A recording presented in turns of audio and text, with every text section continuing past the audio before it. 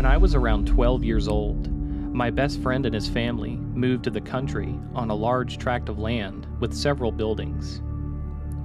The first was an old house that had been the original residence before the previous owner started to construct a new house towards the back of the property.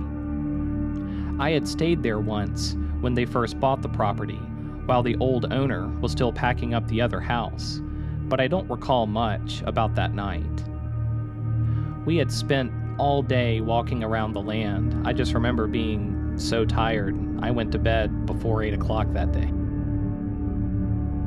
The weekend that they moved into the new house, they invited me to stay the weekend with them. It was a nice new house that the previous owner had built, but didn't quite finish. It wasn't until years later that I found out it was because his wife had passed away, and he just couldn't finish it, so he put it up for sale. The parts of the house that were unfinished were a large ground floor that he designed to be accessible and a large basement. When you would go down the stairs to the basement, it opened up into a large room with wood paneling that he had intended to turn into a den, connected to a workshop by a door, all just revealing the concrete floor. Through the workshop, there was another door that led into the garage. He had built a nice long workbench out of wood, but it looked mostly unused. That weekend, we moved down a couple of couches, furniture, and a handful of rugs, and most importantly, the TV and video game systems. After moving everything in, we spent that evening staying up late playing video games. I must have fallen asleep on my couch first, because when I first woke up, I could see the static of the TV still on. I was cold and tired, so I just cozied up and went back to sleep. A little while later, I awoke and saw his mother walk down the stairs in a robe. I assumed she just wanted to check on us and turn the TV off.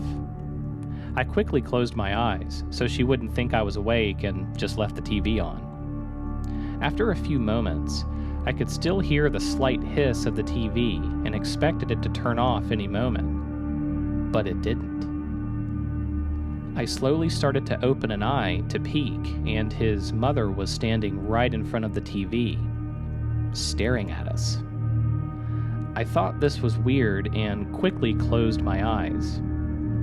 Trying to picture his mother, I suddenly realized this person is too tall and thin.